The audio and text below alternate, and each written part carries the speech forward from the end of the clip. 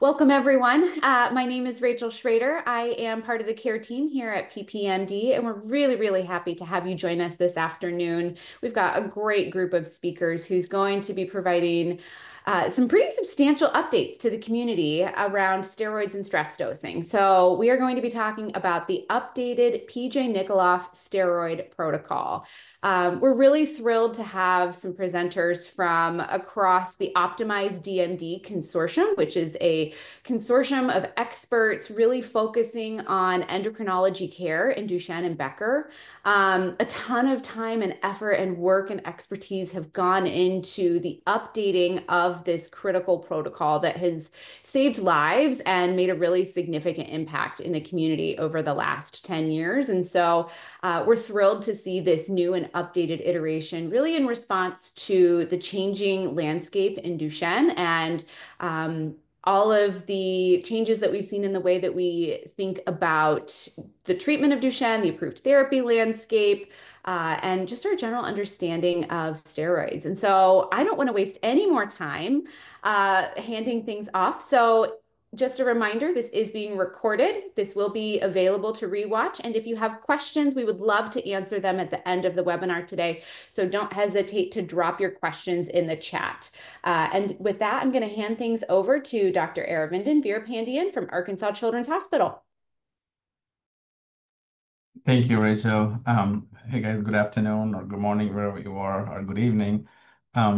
So today I'm joined by two of our esteemed panelists, Dr. Weber, and I can't pronounce your last name now, so I could have asked you before, Annie. I'm going to say Annie. Um, I'm both endocrinologist, I'm a neurologist. Obviously, I work at Arkansas Children's Hospital. So I think the goals for today's session is about just we're going to learn about steroids that we use in the dystrophinopathy landscape and why stress dosing matters, and share some of the updates on the PJ Nicholoff protocol, its importance, and how should we handle this in the clinics. All right, next slide. So before we get into that, I just want to give you a brief setting the stage background about steroids and where we stand. We're in an exciting time right now, right in the Duchenne landscape. Look at all the approved drugs that we have and how steroids play a role with these. Starting from 2016 with our first exon skipping agent, and then deflazacort approval in 2017 through the most recent gene therapy approval. And I think one thing I want to point out here is we have a lot of these exciting things happening, newer drugs coming in. Our foundational therapy of steroid is not going away. We are not there yet. So steroids still play an important role in caring for these individuals with Duchenne. Next slide. So why steroids? When did this start? So back in the days when they looked at muscle biopsies, muscle of these individuals with Duchenne under the microscope, they saw some inflammation. So thought maybe steroids would help with that inflammation. And that's where the steroids started coming into play here. Next slide. So just, there's muscle inflammation in this boys with Duchenne. And next slide, and steroids would help with inflammation. All right, so there are a lot of trials, research done in the 90s and also ongoing long-term follow-up studies and everything. There are many clinical trials, and when we say cohort studies, just follow-up of patients demonstrated that corticosteroids are beneficial in the treatment of Duchenne, right? In the past, it used to be two, prednisone and deflazacort. Now, recently, we have the third one, third steroid, which is vamorolone. We'll talk about that in a minute. So what the studies have shown us from a steroid standpoint is improvement in muscle strength and function, right? Slowing down the progression significantly, prolonging the ambulation about 2 to 5 years, right?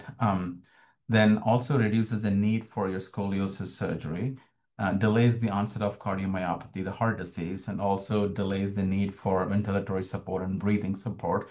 And we do know, with the multidisciplinary care and the steroids, these individuals are now living longer.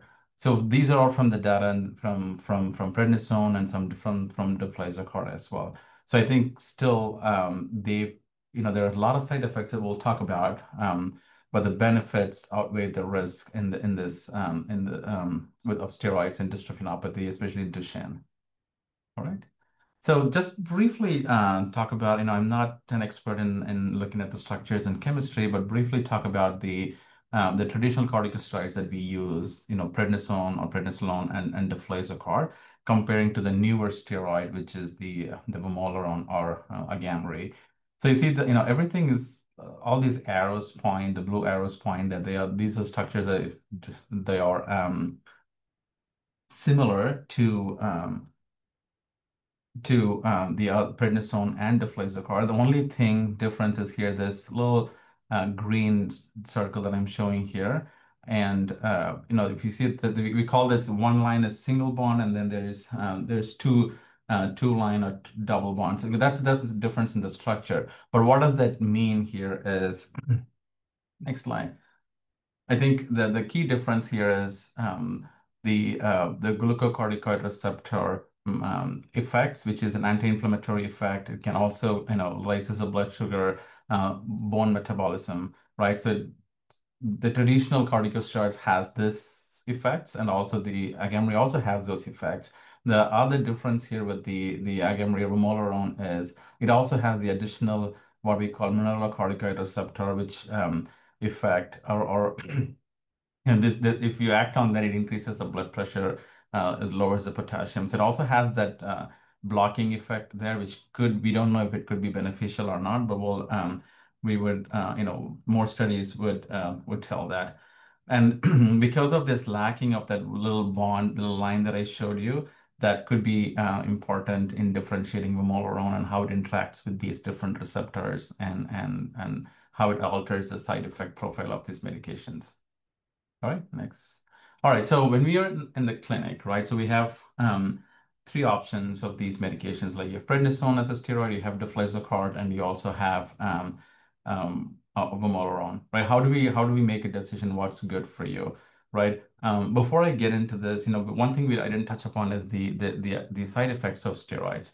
When we talk about chronic corticosteroids, we are afraid of a lot of side effects, right?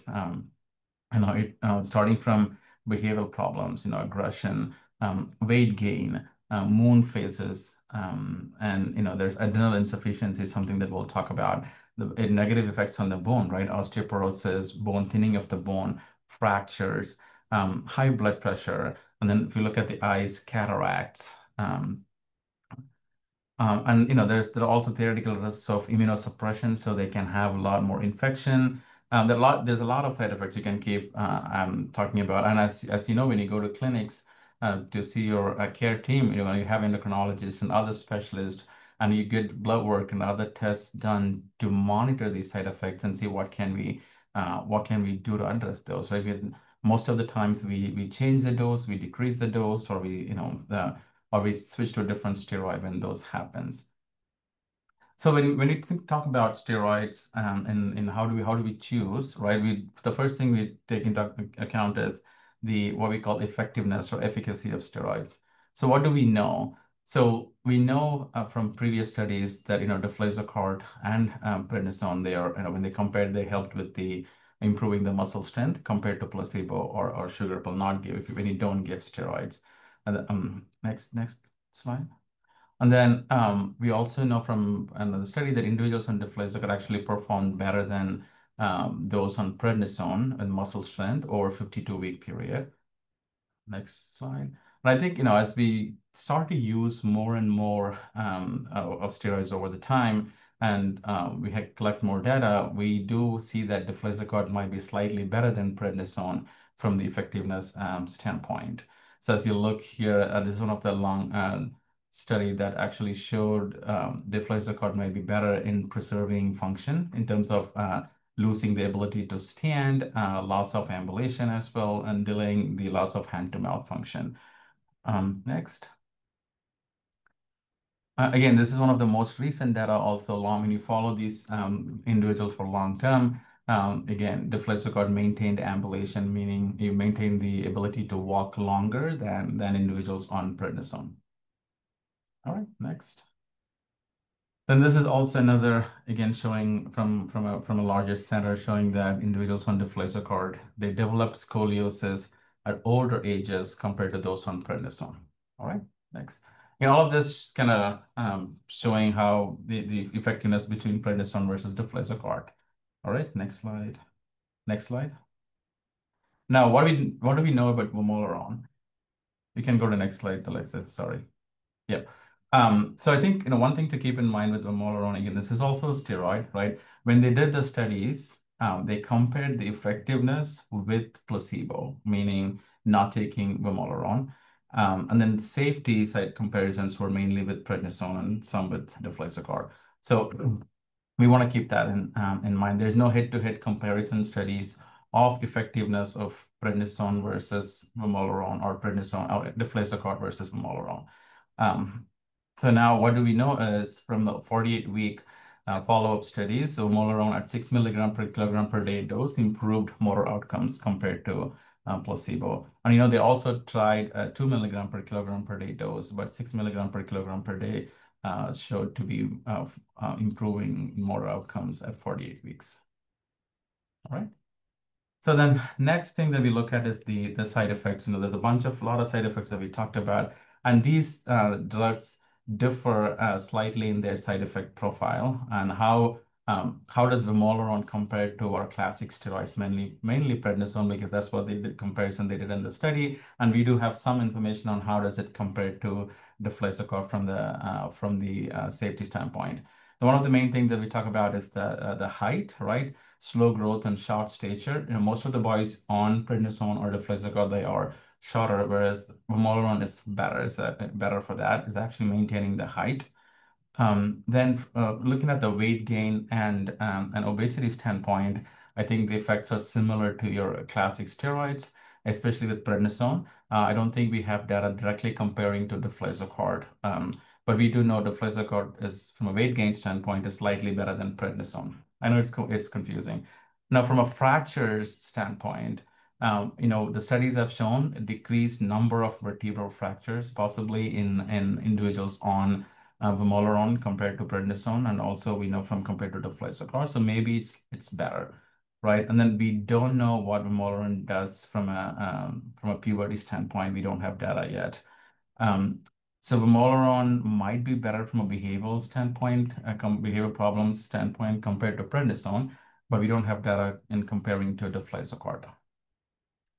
Cataracts, we don't have data on vamorolone yet. And then adrenal insufficiency, which is most important, we'll talk about that. I think it's similar to our classic steroids, so something very important to keep in mind. Now, so these are some of the key differences in the side effect profile, but we do know there's no long-term data available from vamorolone, and that there are efforts ongoing to collect data on that. Okay, next. Again, we talked about the long-term safety and effectiveness we need. There's some of the things that can come into play when we talk about steroids in the clinic, right? Then the other, we talked about this mineralocorticoid receptor effect. One of the questions that keeps coming up is, what is the effect of this on the heart? Is this protective? There are some medications like eplerenone, which are, which works on that mineralocorticoid receptor. So can we use vamorolone along with that medicine? In the clinical trials, they've excluded patients or individuals who are on that medicine, but in the real world, I think we are still using, and we closely monitor their electrolytes, especially the potassium. Now, with prednisone and even with deflazacort, people are using weekend dosings, right? You use high dose weekend, but can we do that with vamorolone? We don't have data for that yet. So it's a daily dosing, right? The other common question that we get asked is about with gene therapy. Can we use this one as a immunosuppression as part of the gene therapy? Now, we don't have that data. So all we have from gene therapy trials is prednisone being used around the time of infusion. Now, can you treat someone who is already on vamorolone as a background steroid? Yes, sometimes we keep them on background steroid. We have clinical experience, and there's no experience from the clinical trials. But in the clinics, we keep them on the background steroids, and then we add prednisone around the time of infusion. And then the big question is also stress dosing, which is what we're going to get into when someone, what can we use this for stress dosing, or should we be using our regular hydrocortisone and other things, which we'll get to that in a minute. With that, I'm going to pass it on to Annie. Hi, so my last name is pronounced Sbrocchi, in case of some of you were wondering, so there you go. So thank you, Dr. Veerapandiyan, for that great overview of different corticosteroids or glucocorticoids, but for simplicity, we'll just say steroids. So we're going to talk now about how to manage one of those side effects that you heard about from steroid use, which is adrenal suppression, and specifically the use of the PJ Nicholoff protocol. Next slide, please. So what is exactly this PJ Nicholoff Steroid Protocol, which we call PJs for short? So this is a protocol that provides clinicians and other healthcare providers as well as individuals and families with critical information for managing emergency situations involving individuals with the Duchenne muscular dystrophy who are treated with chronic steroids. And it was originally made to outline how to recognize signs of an acute adrenal crisis, how to administer appropriate stress dose steroids, which we'll talk more a bit about, and how to safely taper steroid doses post-crisis to avoid withdrawal. Next slide. So why was it created? And this is over 10 years ago now. Well, this was in honor of a young man named PJ Nicholoff, and he was living with Duchenne muscular dystrophy, and unfortunately, he passed away tragically in 2013 after a hospital stay. He did not receive his prescribed doses for Duchenne muscular dystrophy, and even more importantly, he did not receive required stress dosing to prevent an adrenal crisis. So the mission of PJ's protocol was to ensure that every single healthcare professional understands the importance of appropriate steroid management during emergencies. Next slide, please. So why was there a need now for an updated PJ's protocol more than 10 years later? Well, as you heard about, there's now more than ever more steroid options for individuals with Duchenne muscular dystrophy. We've had these established steroids, including prednisone or prednisolone and deflazacort, but now the new kid on the block is this new steroid called vamorolone. In addition, there are now intermittent steroid regimens that are becoming more popular, and that's really to mitigate or to decrease some of those side effects you heard about. So more and more families are opting to just give weekend-only doses of prednisone or deflazacort, for example. So how do we navigate that in ensuring that individuals are safe with respect to adrenal suppression and adrenal insufficiency?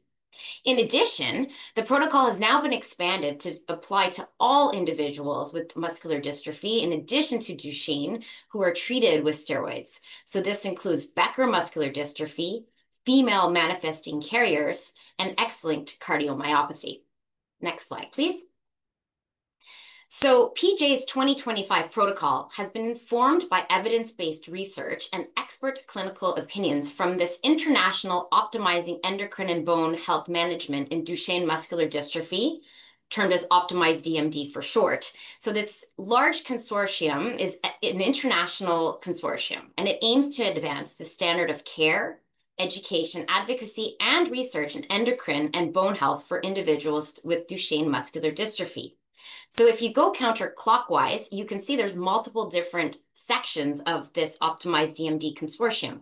There's an osteoporosis prevention group, a growth and puberty group, a sexuality and fertility group, a weight management group, and finally the adrenal insufficiency management group.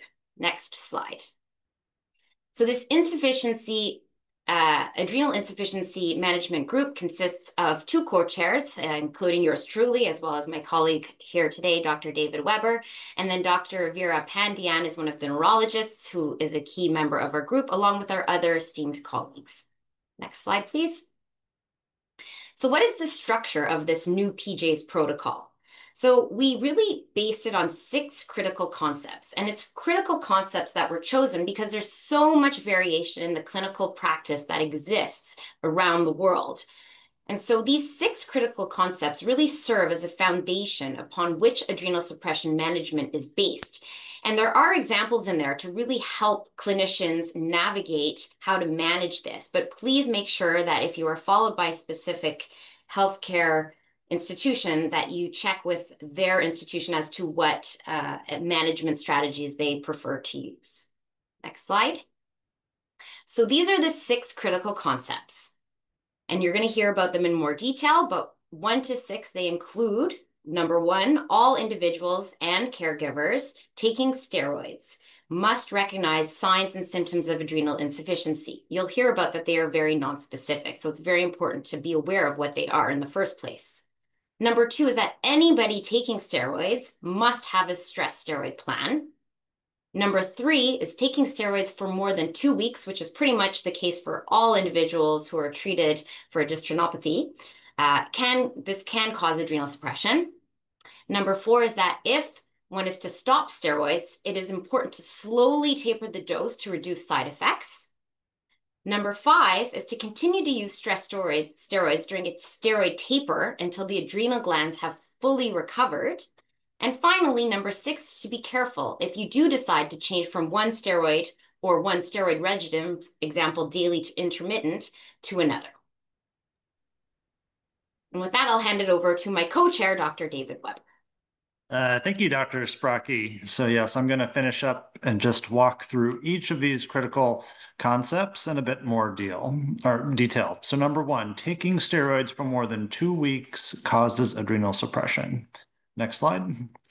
So first, if you look on the left here, you'll see a figure that details what we call the hypothalamic pituitary adrenal axis, the HPA axis for short. So normally 2 parts of the brain, the hypothalamus and the pituitary, secrete hormones that control the adrenal gland.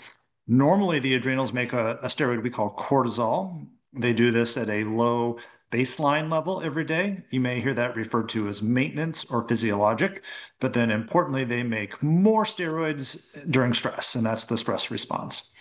When anyone takes a steroid by mouth or by IV, such as prednisone or deflazacort or vamorolone, these put this whole axis to sleep. So the adrenal glands actually shrink down and they're not able to make those steroids. And importantly, they're not able to respond to stress. And that can lead to adrenal insufficiency and adrenal crisis. This is that medical emergency that we talked about where you can get very sick and end up in the hospital. Next slide. So because of that, critical concept number 2, all individuals and their caregivers taking steroids must recognize the signs and symptoms of adrenal insufficiency. Next slide. So here's a table. You can take a picture of this. I just want to highlight a couple of the key ones. So first, the symptoms. So these are the things you might feel or you might see in your child. They start off kind of mild. It might just be something like a loss of appetite and then progress to nausea, vomiting, and overall just feeling of unwell. I think one of the important things to remember is if you see a sudden change in muscle weakness, that's unexpected. That could be a sign of adrenal insufficiency and important to think about. And then the signs of adrenal insufficiency, these are things that a doctor or a clinician is going to measure. So if you're in clinic or in the emergency room, they might notice things like a low blood pressure, a low blood sugar, or a high or a low heart rate. Next slide. Important to remember, if you notice any of these, this is a sign to contact your clinician. Next slide. Okay, concept number 3, everyone taking steroids must have a stress steroid plan. Next slide. So what do we mean by stress? So we're not talking about sort of emotional stress, stressful day, stressful test. We're really talking about body stress here. And we break this out into 2 levels, moderate stress and severe stress. So moderate stress is the type of sort of regular type of illness that you're going to manage at home. These are things like fever or an illness that would keep a child from going to school or an adult from working. It might be some mild vomiting, so maybe you throw up once or twice, but you're still able to keep down the steroid dose. Some mild diarrhea, a broken bone that does not break the skin, or maybe if you get an infusion of a medicine called a bisphosphonate for bone health, sometimes that causes fevers and aches and pains. Those are all versions of moderate stress. On the other hand, the more severe end is what we call the severe stress. And this is when you're going to be wanting to go into the clinic or into the hospital to get more treatment. So this is going to be really severe vomiting. So this is vomiting multiple times and not able to keep those steroids down. This is going to be severe diarrhea that just keeps going, leading to dehydration. any change in the level of consciousness. So if you can't wake up your son or daughter, or they're not able to talk to you clearly, that is a very concerning sign. A car accident or another major trauma, and a broken bone that breaks the skin. And then finally, just important to remember that any medical procedure that requires anesthesia is going to be a severe stress and require steroids. Next slide. All right, so let's talk more about moderate stress. So this is going to be your plan to have at home for these mild, moderate illnesses. Most importantly here, vamorolone cannot be used as a stress steroid. So you heard about some of the challenges with it, in particular because it blocks that mineralocorticoid receptor. Our concern is that during stress, the body might be more likely to have a low blood pressure or a problem with electrolytes. So everyone needs to have a plan to take a moderate stress dose of either hydrocortisone or prednisone. Hydrocortisone, as you know, is not used to treat DMD, so this would be a separate pill bottle that you would have, and typically it's given 3 times per day during illness. Prednisone, if you happen to be on that, likely you can just split your regular prednisone dose that you take into 2 times per day. Your doctor will advise on that. Importantly, if you're taking vamorolone, you're going to add the hydrocortisone or the prednisone in addition to the vamorolone. And again, your clinician will tell you the right dose based upon your body size. And you're going to continue taking that stress dose until that illness or that physiologic stress is resolved, plus an additional 24 hours. Next slide.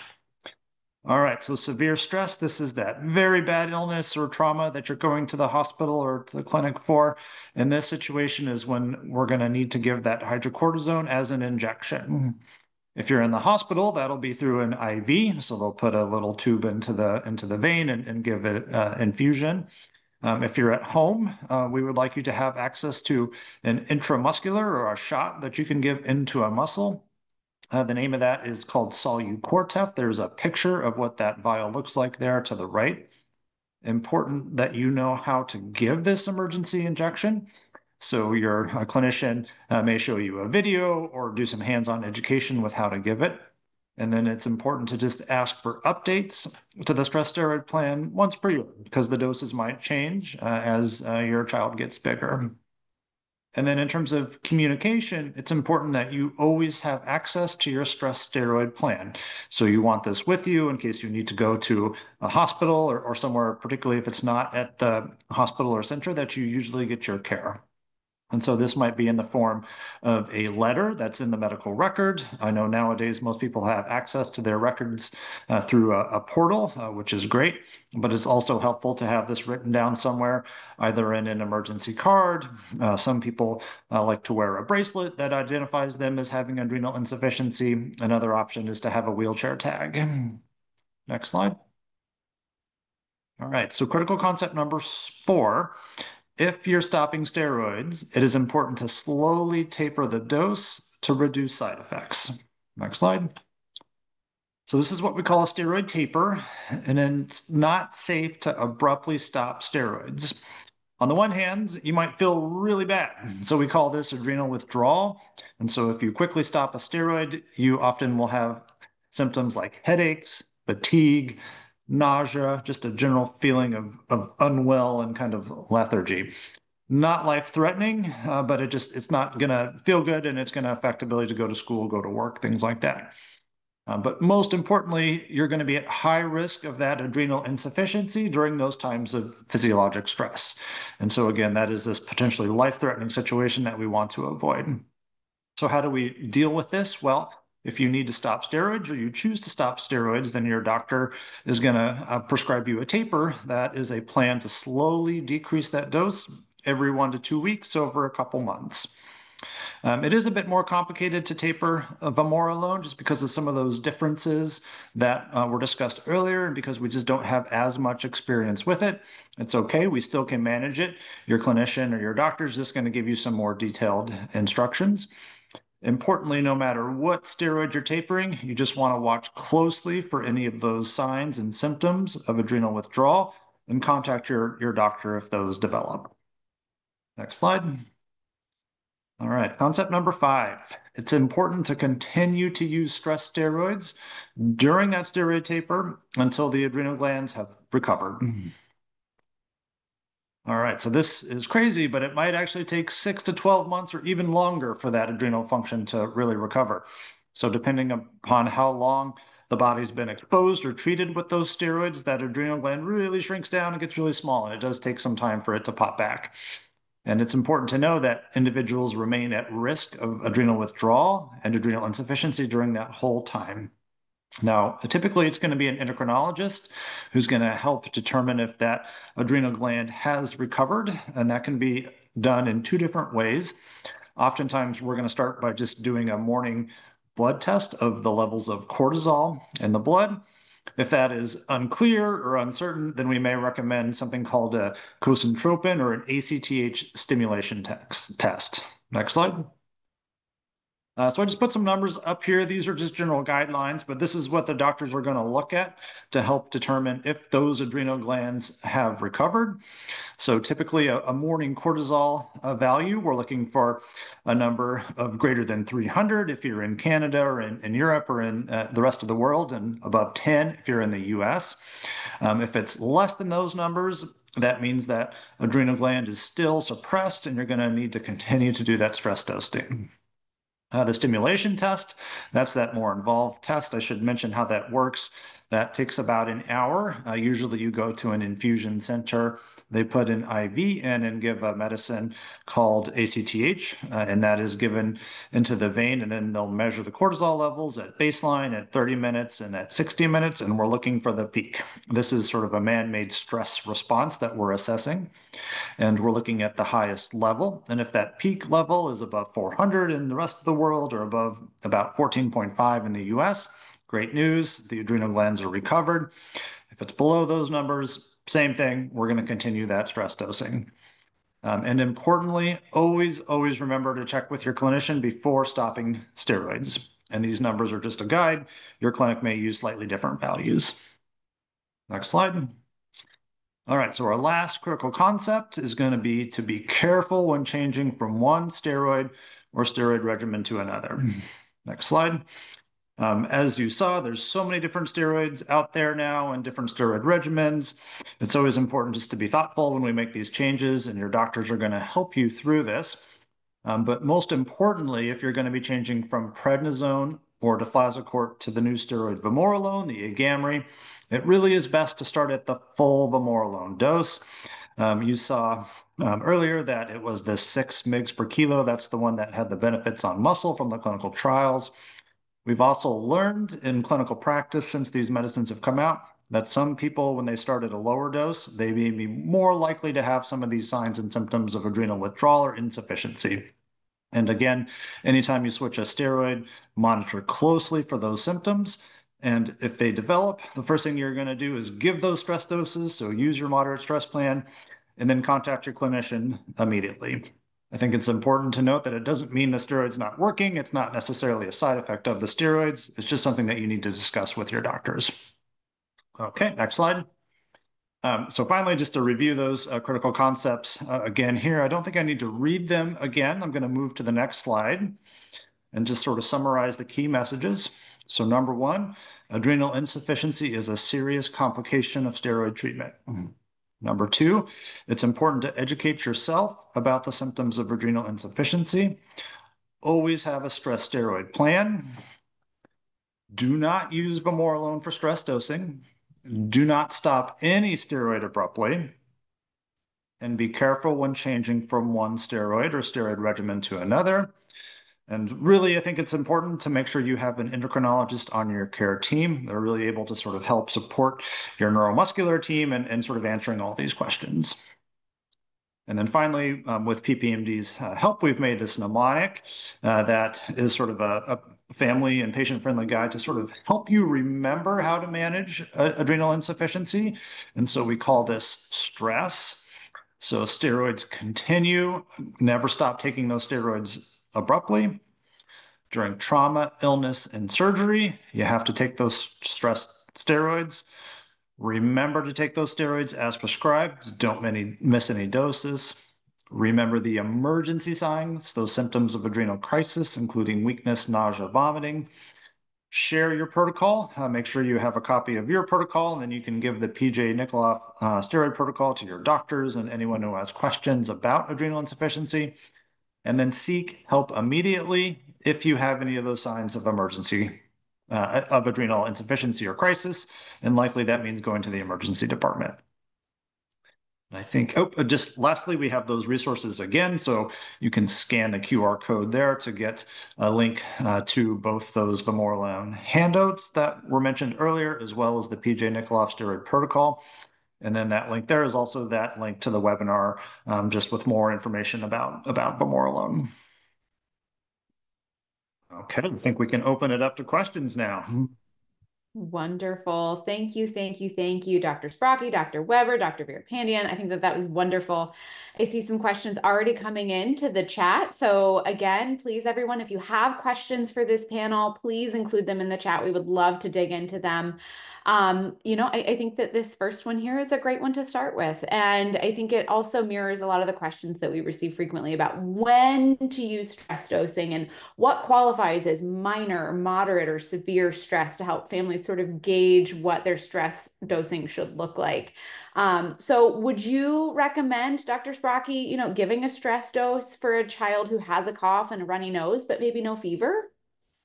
Great question. And there's a beautiful table on the protocol that just breaks down nicely what is a moderate stress situation, what is a severe stress situation, and that is actually there.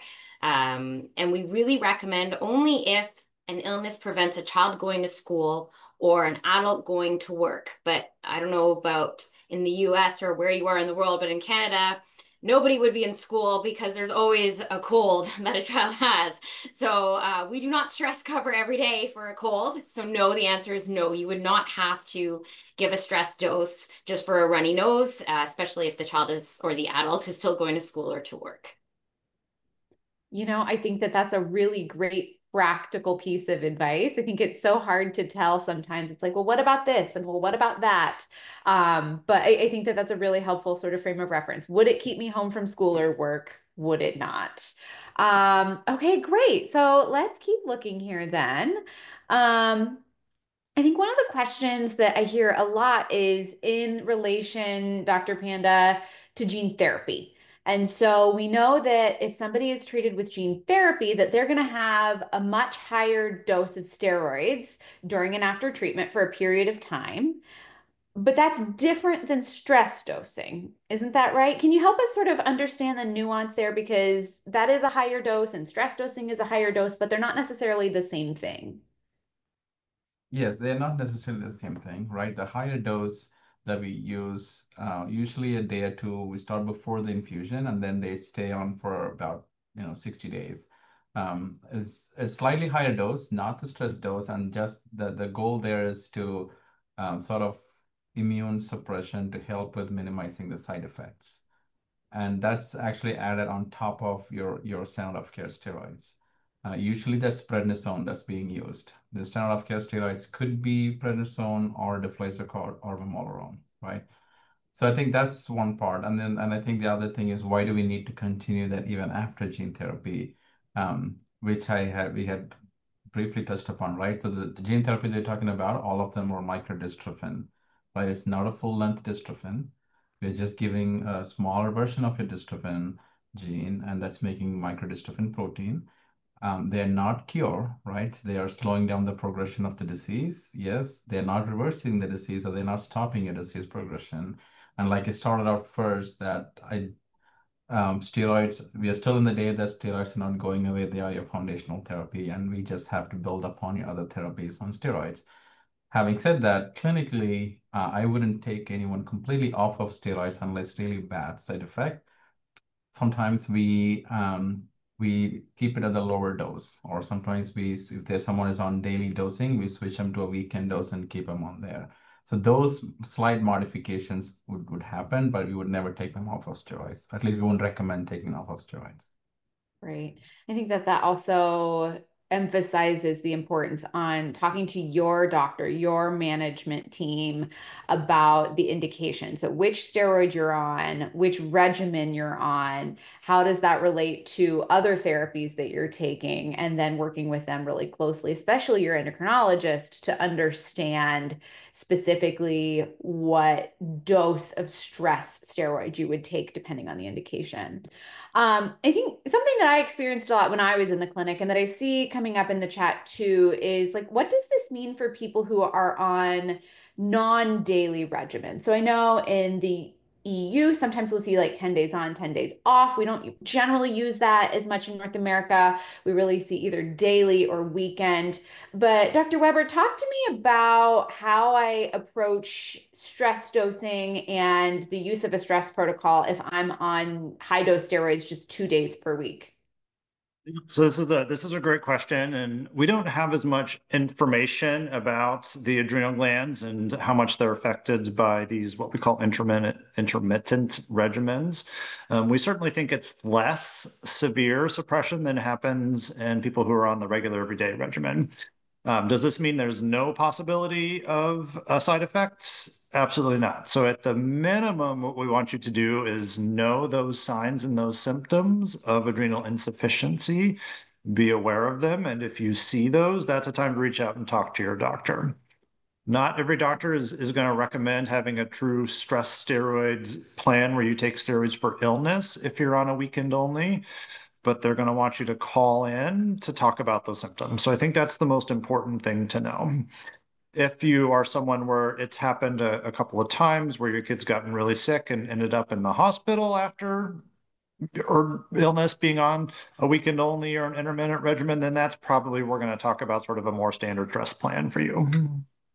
That's great. I think another question that I've been hearing a lot lately, and that I also see it here in the chat, is that in regard to GI symptoms. So, a couple of different buckets that I'm going to toss to you, Dr. Sbrocchi. So, do I stress dose if my child maybe has a GI illness? And then the second part of that question, what if he's on a medication and it's a side effect? So, we know that there are some therapies that will cause GI symptoms. If it's just a side effect of a medication and it's not like an infectious process, does that need a stress dose?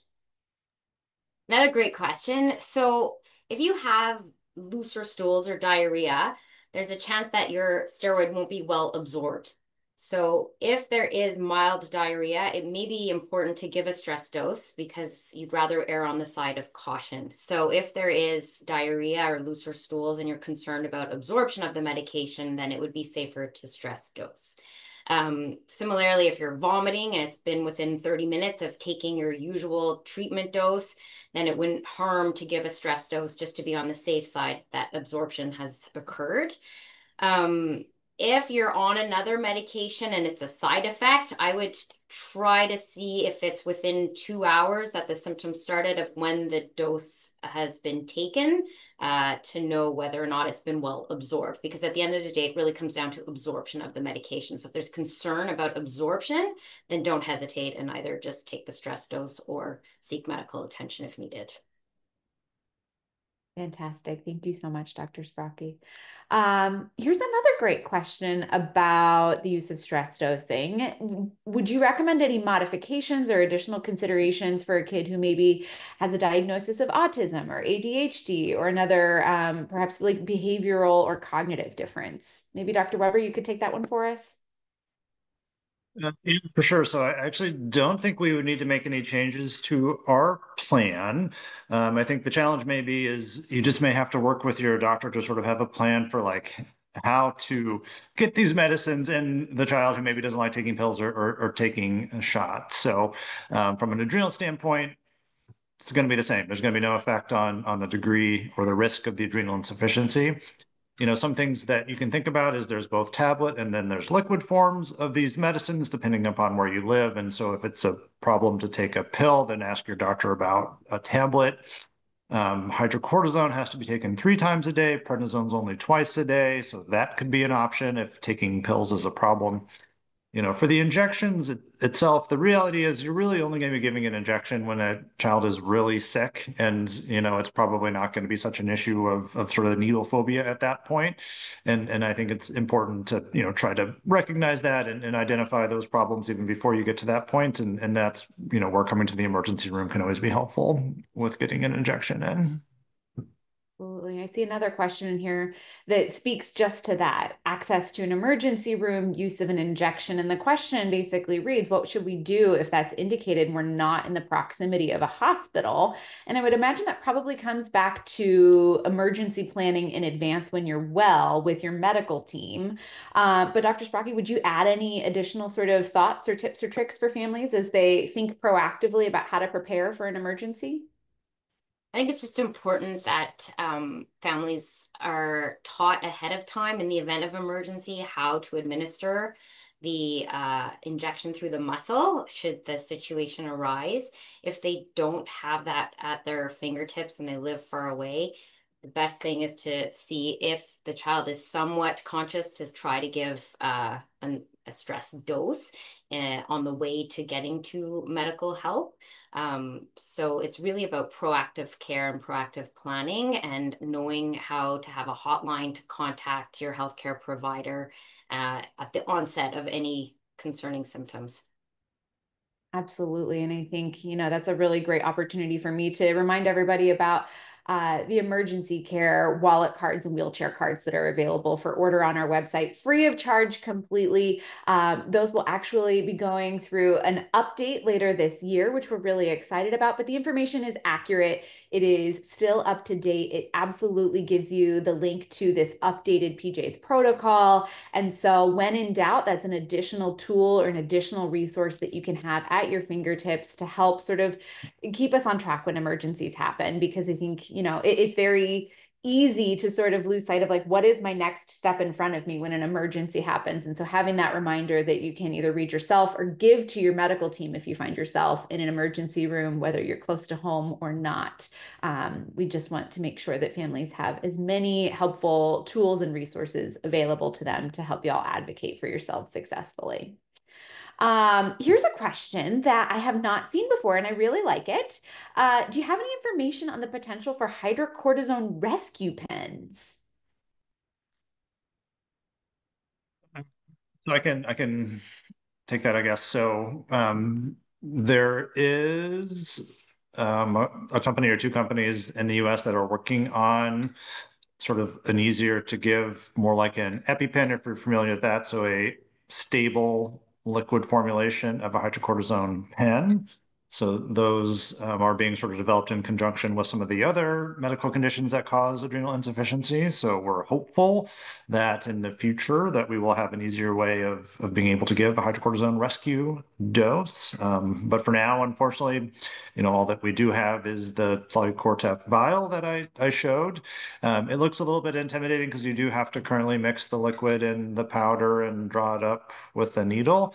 So I would just, again, advocate that if you have concerns about that, asking your provider for a video or for some hands-on education. We provide the video link to everyone. And so, sometimes even if someone calls in and asks for help, we'll say, all right, let's pull up the video, watch it together with, having a partner, and then can help facilitate the injection that way. That's great. I learned something new today. Thank you so much, Dr. Weber. There's also a good question about the timing of stress dosing after an injury like a fracture. And honestly, I've had families ask me this before too. And I think that there's a sense of urgency among families that maybe do they need to administer it before they get to the hospital, or how soon after they get to the hospital does it need to be administered, or when are they sort of out of a window where it's no longer perhaps necessary? Dr. Sbrocchi, could you talk a little bit about sort of your approach to the timing after injury? Yeah, and again, if you go back to that table that we mentioned about the different situations for moderate and severe stress, it also has how long do I stress cover for? And the fracture situation is actually in there. So it's really until the pain has worn off significantly, because it can be quite painful to have a fracture. So once the pain is gone, technically the stress on the body should have diminished. So the stress dose needed could be stopped. and or the cast has been put in place, or if they've had to go to surgery, they've been given the intramuscular stress dose or the intravenous stress dose before the surgery. So it's really dependent on the management and then the pain. And once the pain is gone, then the stress coverage could be stopped. Can I ask a quick question to Annie? Sorry. So with the fracture related, so is it usually related to the pain and the stress related to the pain rather than the actual fracture itself? Is that what I'm hearing? Well, all of it will be a stress, right? There Yes. is the pain, but there's all the inflammation. And then Okay. we worry a lot about what's called a fat embolus syndrome for a severe fracture. So Okay. those are very serious complications of major fractures. So Right. that's certainly where stress dosing is indicated as well. All right. Thank you. That's really helpful. I want to look at it sort of from the timing to initiation, not necessarily the duration. I know oftentimes we'll have families say, like, my ER won't give it. I'm trying to convince them to give it. Like, how long do I have before my son is in critical danger because there's been a delay in starting the stress dosing? Is there any data or science around how quickly that stress dose should be initiated for the first dose? Obviously, the sooner the better, but every individual is different. Every individual has different sensitivity to steroids, and that's why you see different side effect profiles depending on the individual. So that's why it's so important to have a stress steroid plan that the caregivers or individuals have with them at all times. And it should also be flagged in the electronic medical health record or the paper health record. So it's really important that that stress steroid plan is always with the family or the patient so that the healthcare provider knows to give treatment right off the bat. Absolutely. I think that's so helpful. I know many, many times we've had families come to us and they've expressed the sentiment that they're furiously advocating for their child in the middle of an ER where they don't know Duchenne and they don't understand stress dosing, and there can oftentimes be delays. And so this just further sort of highlights that importance of that proactive plan, which I know it can be really hard when you're in an ER with folks who might be unfamiliar with Duchenne. Let's change gears just a bit. Dr. Veerapandiyan, a question for you. With the addition of vamorolone and some of the nuances to vamorolone, also known as a Gamry, and the fact that we can't use it for stress dosing, but it is a great option to have, how has your conversation with families changed as it relates to decision making around which steroid to use as your baseline treating glucocorticoid? I think that's a great question. From a decision making in terms of what to choose, the stress dosing hasn't really affected that decision. We definitely discuss about, we can't just stress dose with vamorolone, and we would use, the alternate, the prednisone or hydrocortisone. We discuss about that, but I don't think actually that discussion had changed our decisions in terms of someone wants to be on vamorolone and we don't want to go on that part. And part of it is also is very important to realize this side effect. But on the other hand, we have not seen. I don't want to take it lightly, but I haven't seen a lot of adrenal insufficiency in our clinical practice in these individuals. So I think we also have to keep that in mind. That's actually a question that is in the chat that I was going to toss to the group too. We talk so much about the importance of having a stress dose plan. We talk about, the treatment of fat embolism syndrome and all of these different sort of emergency scenarios where we need to act quickly. How often, or, what is the frequency of adrenal insufficiency? Do we have any data that helps us understand how often this happens and what the true risk is? I can't think of any actual published data. I don't know if Dave or Annie. No, we don't. So there's no, we can't answer that question. And I think these are why these are such challenging conditions, right? So they're rare. Most people with Duchenne are never going to have an adrenal crisis, but one of the leading causes of early death in people with Duchenne is adrenal insufficiency and adrenal crisis. So even though it's not likely to happen, not likely to happen to you or your kid, if it does, it's really important. And so even though it's uncommon. It is important to think about these things and sort of make sure you have your plan in place. So that's really what we're trying to stress. It's so important. Just to Very add to great. that, with vamorolone being on the block, since there's going to be a lot of switching around happening, I think it's important to keep this in mind when people are switching to vamorolone from their traditional corticosteroids. Very good. Very, very good. Um, Here's another question as we think about other emergencies in Duchenne. Does stress dosing help with the risks of fat embolism syndrome? Is there any connection between those two? I can take that. With this, No, I or don't go think ahead, it does. Amy. Yeah, I think if it's going to happen, unfortunately, it's a complication of having a fracture. But certainly, the outcomes will likely be better if a stress dose has been provided to maintain your blood pressure and potentially save your life. So it won't prevent it, but it'll certainly have a more favorable outcome with it.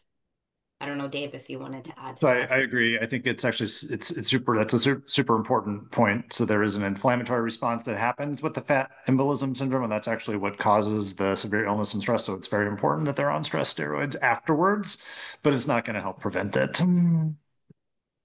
Very good. I think that that's really, really helpful and clarifying.